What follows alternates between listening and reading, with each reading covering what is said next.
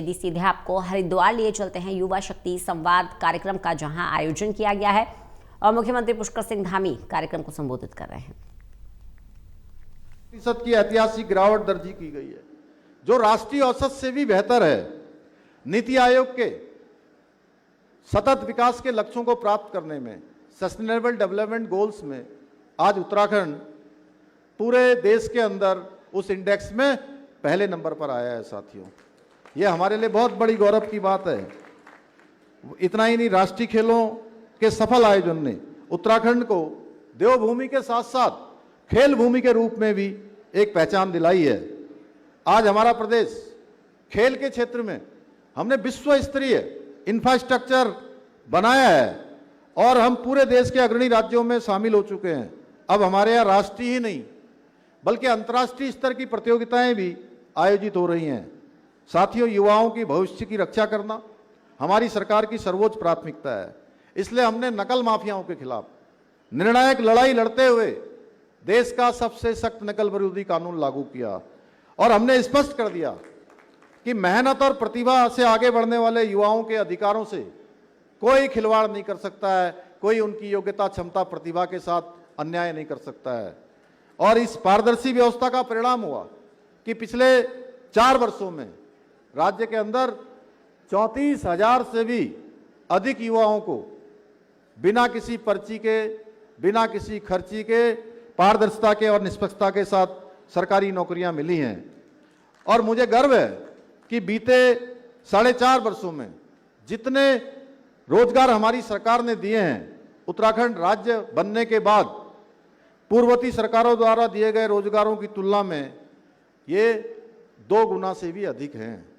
अगर पूरे 21 वर्षों की हम बात करें तो 21 वर्षों में 16,000 कुल नियुक्तियां हुई थी और इन सालों में यह आंकड़ा, पिछले 4.5 साल का आंकड़ा 34,000 को भी पार कर गया है। साथियों, एक और हमारी नीति स्पष्ट है, नियत साफ है।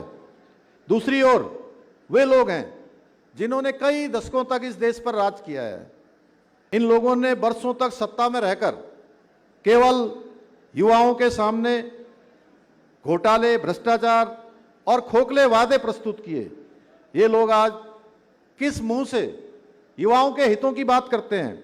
मैं उन लोगों से पूछना चाहता हूं कि जब उत्तराखंड का युवा रोजगार के लिए दर दर भटक रहा था, जब हमारे राज्य के अनेक स्थान सीमांत क्षेत्रों के हों, चाहे पर्वतीय क्षेत्रों के हों या मैदानी क्षेत्रों के हों, वो खाली हो रहे थे, नौजवान पलायन करने पर मजबूर हो रहे थे, तब ये लोग कहाँ थे? ये प्रश्न मेरे मन में आता है। साथियों, इनके शासनकाल में सरकारी नौकरियों की नियुक्तियां धांधली और सिफारिशों की भेंट चढ़ जाती थी, पेपर लीक पर लीक होते थे। अभी एक पार्टी के युवराज देहरादून में आए थे और वो झूठ बोल रहे थे। वहां वो कह रहे थे पूरे देश में नकल करने वालों पर या नकल माफियाओं पर कोई कार्रवाई नहीं हुई। साथियों, मैं बताना चाहता हूं कि हमारे उत्तराखंड में 100 से ज्यादा नकल माफियाओं को जेल की सलाखों के पीछे भेजने का काम हमारी सरकार ने किया है। ये कोई मेरा अनऑफिशियल वर्जन नहीं है, ये ऑफिशियल वर्जन है और ये प्रमाण है इस बात के। यहां पर हमारे मेधावी युवा जब मेहनत करते रह जाते थे और पर्चियां बांटकर अपात्रों को नौकरियां दी जाती थी, तब ये लोग कहां थे? मैं पूछना चाहता हूं। मैं इन लोगों से यह भी पूछना चाहता हूं कि जब नकल माफिया फल फूल रहे थे, तब इन लोगों ने उनके खिलाफ कड़ी कार्रवाई करने की हिम्मत क्यों नहीं दिखाई?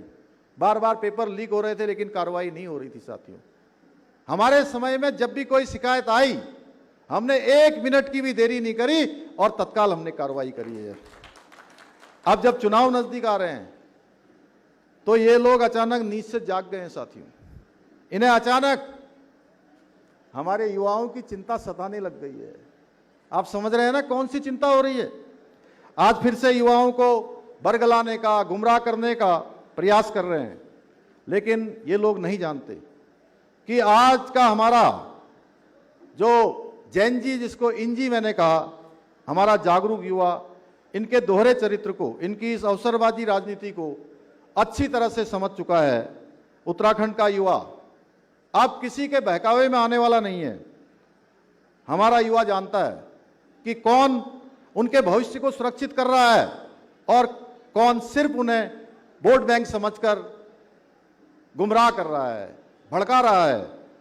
साथियों, जब हम कहते हैं कि 100 से अधिक नकल माफियाओं को जेल की सलाखों के पीछे डालने का काम हमने किया, और ये तो सिर्फ एक शुरुआत है, मैं आपको विश्वास दिलाता हूं, युवाओं के भविष्य से खिलवाड़ करने वाले किसी भी दोषी को छोड़ा नहीं जाएगा।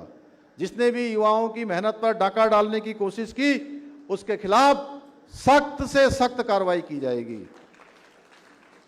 साथियों, एक और हमारी डबल इंजन की सरकार है जो युवाओं के भविष्य के लिए दिन रात काम कर रही है। दूसरी ओर ऐसी पार्टियां हैं जो सिर्फ युवाओं के लिए चुनाव के समय इस्तेमाल किए जाने वाला एक वोट बैंक भर समझ रही है। आप लोगों को फैसला करना है। मुझे पूरा विश्वास है कि आप सब लोग आने वाले समय में बिल्कुल सही फैसला करेंगे। सही फैसला करेंगे ना? करेंगे ना?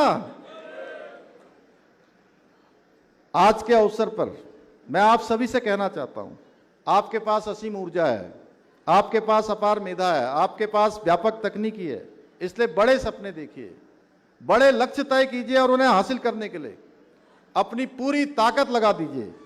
और स्वामी विवेकानंद जी ने कहा था, उठो, जागो और तब तक मत रुको जब तक लक्ष्य हासिल ना हो जाए, जब तक लक्ष्य की प्राप्ति ना हो जाए। और याद रखिए, आपके हर प्रयास में हम आपके साथ ढाल बनकर हमेशा आपके साथ खड़े रहेंगे। साथियों, अभी कुछ प्रश्न भी यहां से आए थे। एक धर्मांतरण को लेकर प्रश्न हमारे पीछे एक बहन ने किया था। मैं बताना चाहता हूं कि धर्मांतरण एक बहुत बड़ा साजिश है।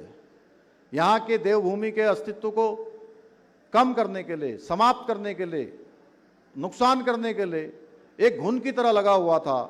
इसलिए धर्मांतरण के खिलाफ हमने कार्रवाई की और सख्त कानून धर्मांतरण का बनाया।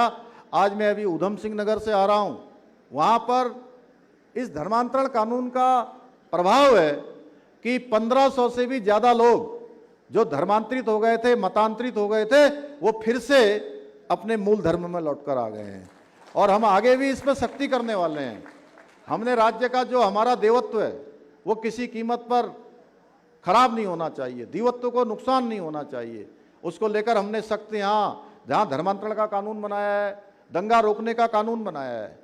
हमारा ये प्रश्न आया था कि मदरसा बोर्ड, साथियों हम चाहते हैं सभी बच्चे चाहे वो किसी वर्ग के हों, उनको अच्छी शिक्षा मिलनी चाहिए, आधुनिक शिक्षा मिलनी चाहिए, ऐसी शिक्षा मिलनी चाहिए जिससे वो ज्ञानवान भी बने, संस्कारवान भी बने और साइंस, टेक्नोलॉजी और इनोवेशन को जानने वाले बने।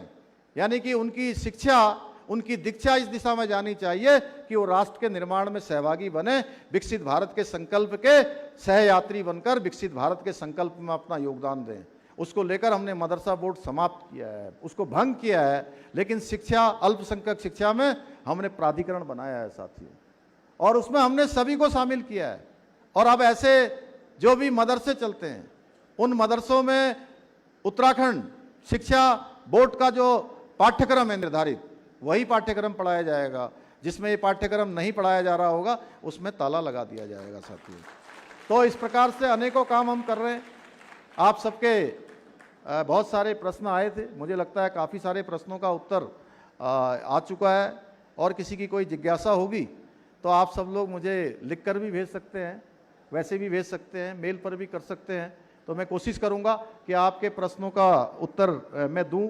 मुझे पूरा विश्वास है कि हमारा युवा आने वाले भविष्य का केवल नेतृत्व ही नहीं करेगा, केवल लीडरशिप ही नहीं करेगा, बल्कि उत्तराखंड को देश का सर्वश्रेष्ठ राज्य बनाने के हमारे विकल्प रहित संकल्प को पूरा करने में अपनी मजबूत भागीदारी निभाएगा।